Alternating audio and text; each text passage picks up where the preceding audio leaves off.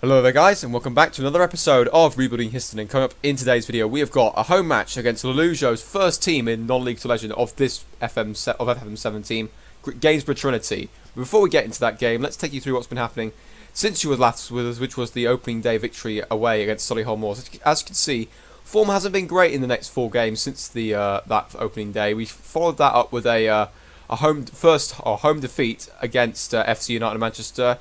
Rakeem Harper and Jake Sinclair, our nemesis from the Hereford when he was playing for Hereford, scoring both goals for FC United. But George Thomas managed to score his third goal in two games to equalise before Jake Sinclair scored just before half-time. And then we weren't able to get back into the match, which was really frustrating. The other frustrating thing was that Lyle Taylor, who didn't play in the first game, picked up an injury after 25 minutes, so we were already on the back foot as soon as Rakeem Harper had scored that first goal. I think that's the same Rakeem Harper that played for West Brom at the weekend, I think, in real life. Please let me know in the comments if it is the same one. Let's have a quick look at him, actually.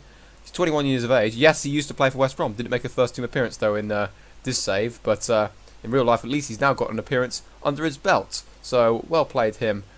And then, unfortunately, we then lost 1-0 away against Tamworth, who actually had a pretty stunning start to the season. They'd won the opening 3 games after beating us. Charles Anthony Weston Hales, the man with the longest name probably in the history of this save so far that we've encountered. He scored the only goal of the game. And as you can see, not many shots on target that we managed to create, and the strikers were just not at it today, including George Thomas. Alex Simmons was alongside Thomas in that game because of Lyle Taylor's injury. And we also brought on James Difford, who was a little bit better, but didn't manage to do anything well. And also another former Hereford alumni, Daniel Castellanos, getting man of the match of the for the game. So I think this Hereford thing is kind of haunting me a little bit, which is being a bit annoying. We then followed that up with a 1-1 draw against Clitheroe. Now I was furious with this result, primarily because it looked as if we were going to win the game, but then Lyle Taylor scores his first goal for the club in first goal in competitive football for a good while, and his first goal for us.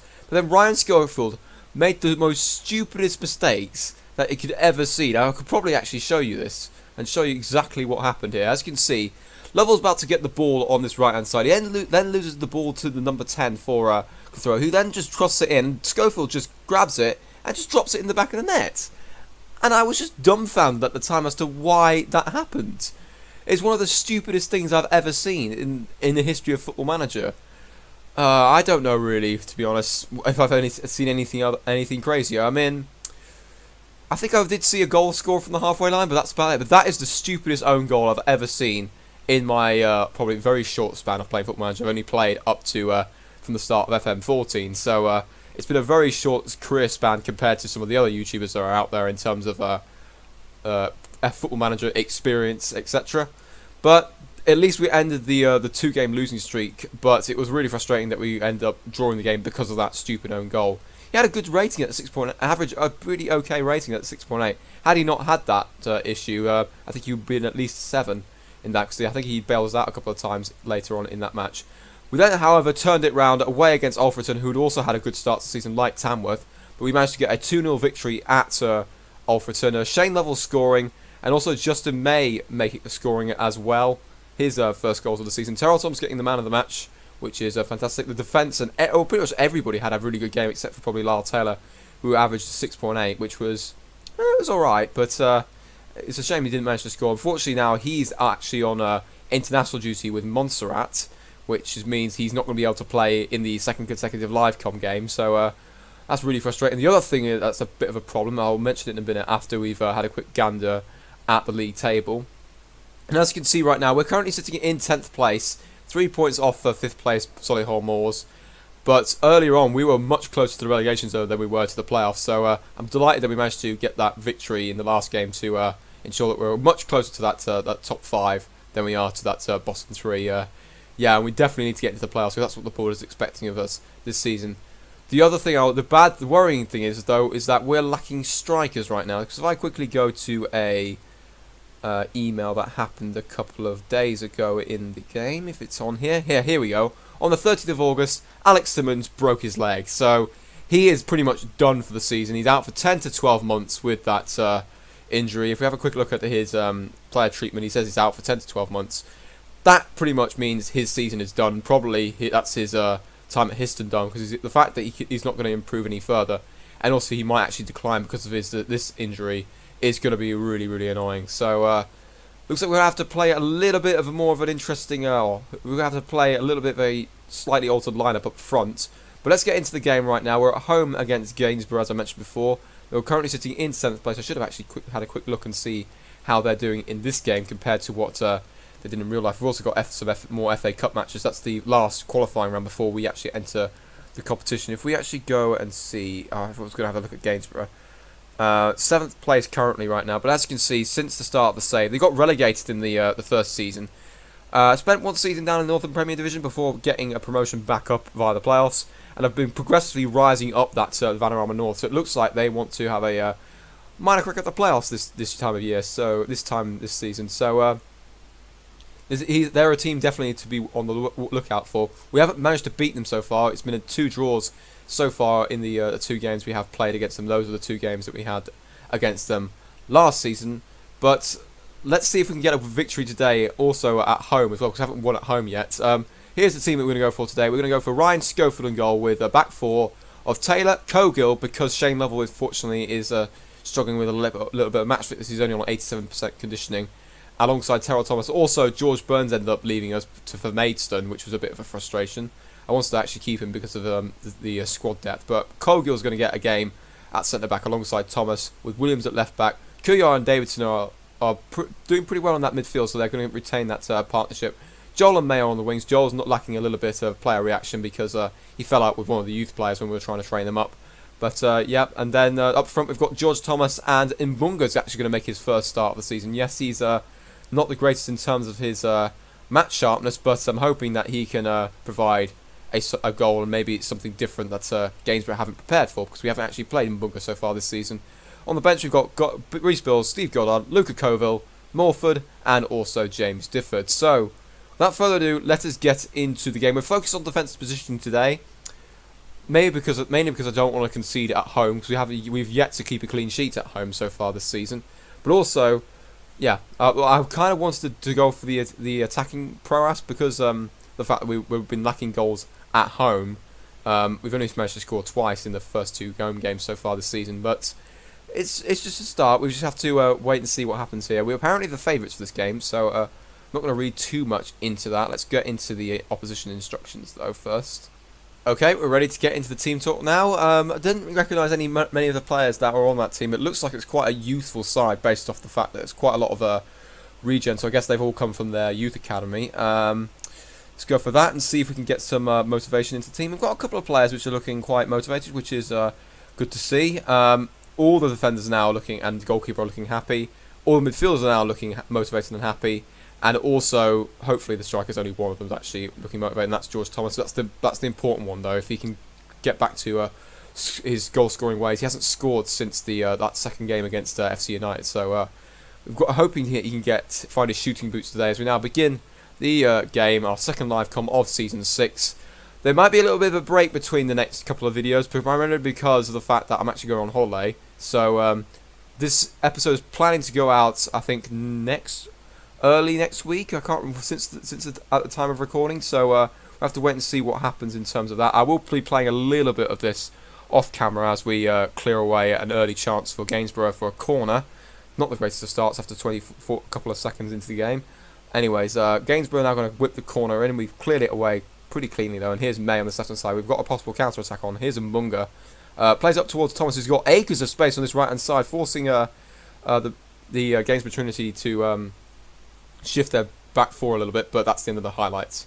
Okay, we've got a highlight just inside the 5-minute mark. Davidson's on the ball, but unfortunately he's lost out to Kay, and it looks like Gainsborough are going to be on the attack here, on the counter-attack. Morale's there, and it's 1-0 Gainsborough. This is not what I wanted to start this game. Tom Morale with his 6th goal of the season, and we have dropped down to 13th as it stands. I think maybe the fact that we're going on attacking has kind of haunted us. It's their first shot of the target, and the first shot of the game, first shot on target, and that's gone down as a clear-cut chance as well. Okay, here is the highlight. Oates with a nice ball over the top towards Morel. He's onside. Don't know why what we're playing at with in terms of the offside trap, but Schofield is left standing as Morel finished it past him into the corner, and we're now 1-0 down. Okay, we've got a corner coming inside into the box here. Kogel's trying to attack it, but unfortunately it's gone straight into the hands of McAnally, I think that's how you pronounce it, the keeper's name, but I'm not 100% sure on that. Taylor now plays it up towards May, who might get to it before it goes out of play, and he has done. Really good work from May there. And Mbunga's in the box, plays it into Thomas, but it's cleared away by the Gainsborough defence, and now Gainsborough are probably going to be on the attack here, but Thomas has managed to win it back just inside the Gainsborough half, and we're now coming at Gainsborough again here. Davidson gets past one Gainsborough defender. Kuyar back to Davidson. Again, trying to get past number 6. He's closed down by 2 players. Kuyar out towards Taylor, who puts it in towards Mbunga. And the man I mentioned before that he could surprise us with a goal, scores his first goal of the season and equalises to make it 1-1. Who says we've got a striker issue? Davidson out to Kuyar, who then plays Taylor in acres of space to hit the cross first time. And Mbunga gets in front of the defender, Fontaine, to finish it past the keeper. And it's now 1-0. Apparently that didn't go down as a clear-cut chance, which was interesting to say the least, considering it was point blank. Maybe it's to do with the expected goals ratio thing that Match that they have introduced recently in the new season. Anyways, Gainsborough are now on the attack again, which is not good. Here's Oates taking a shot. It's 2-1.